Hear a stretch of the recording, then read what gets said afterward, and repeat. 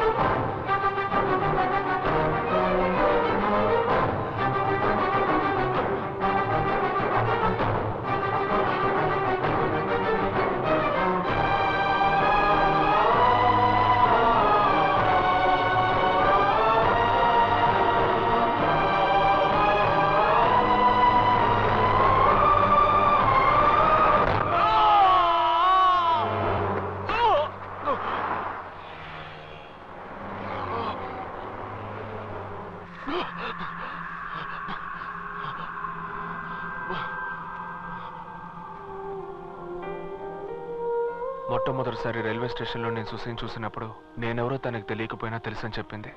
కానీ ఇప్పుడు ప్రాణానికి ప్రాణంగా ప్రేమించి కూడా నేనెవరో తెలియదంటోంది. నన్నెక్కడ మర్చిపోతానో అని తను పడ్డ ఆవేదన ఉందే, పాపం సుసి.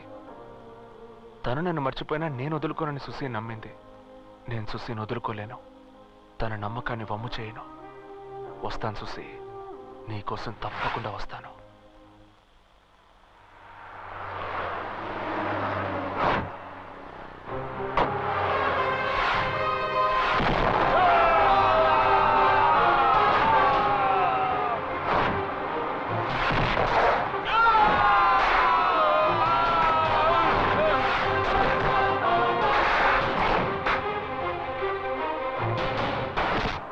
నువ్వనేది? బాలు తప్పించుకున్నాడన్నా. చావాలరా వాడు, చావాలి. సార్ ప్లీజ్, మీరు అనవసరంగా టెన్షన్ అవ్వకండి.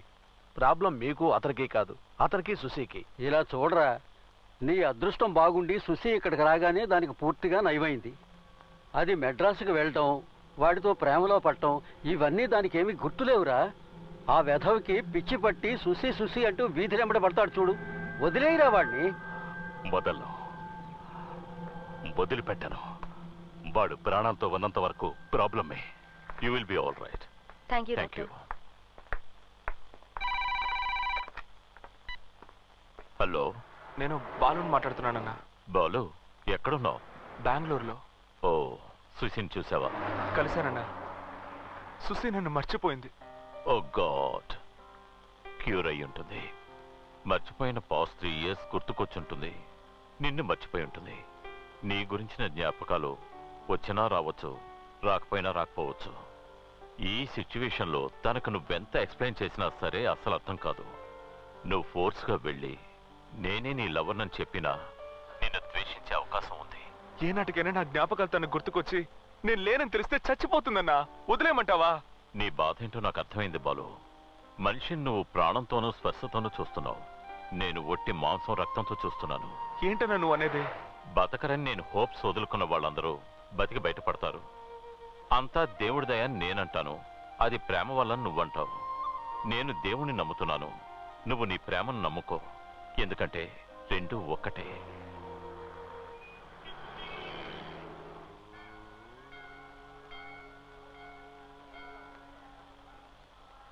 ఓం శతమానం భవతి శతాజ పురుషः సదేంద్రజహాజుషేవేంద్రజే ప్రతిదిష్టతి ధనం ధాన్యం పశుం భగపుత్రలాభం శతసంవత్సరం దీర్ఘమాయుః సర్వాభీష్ట ప్రసాద ఫల సిద్ధిరస్తు. సుసి, ప్రదక్షిణలు చేసొస్తానన్నా.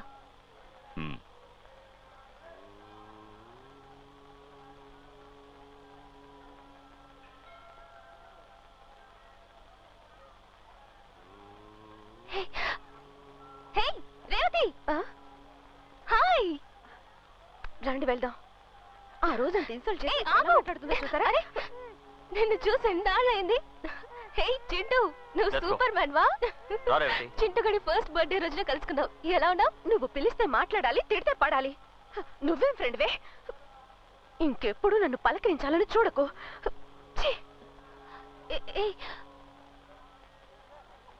గుడికొస్తే మూడు చేసింది.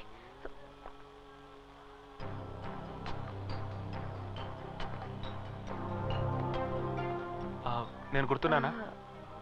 మెడ్రాస్ రెస్టారెంట్ లో సుసీతో చూసింది మిమ్మల్నిగా. మీతో కొంచెం మాట్లాడాలి. ఓ 5 minutes.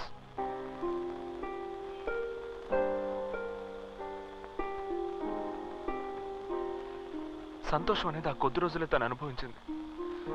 నన్ను వదిలేక బాలు అంత నేర్చి నేడుపు నా గుండెల్ని అలా పిండేస్తోంది. ఇవేమీ తెలియకుండా పాపం అండి తను. మిమ్మల్ని తలుచుకుంటేనే పాపం అనిపిస్తుంది. నేనెవరో తెలియనట్టు బిహేవ్ చేయగానే నాకు చాలా బాధేసింది. కానీ మీ ప్రేమ పెళ్లి వరకు వచ్చి నాకేమనాలో తెలియటం లేదు. మీకు ఎలాంటి హెల్ప్ కావాలన్నా చేస్తాం, కానీ వాళ్ళ నాన్నకేం తెలియకూడదు. ఆయనకి తెలిస్తే మమ్మల్ని చంపేస్తాడు. అరే, వాళ్ళ నాన్న పెద్ద మ్యాటర్ ఏం కాదండి.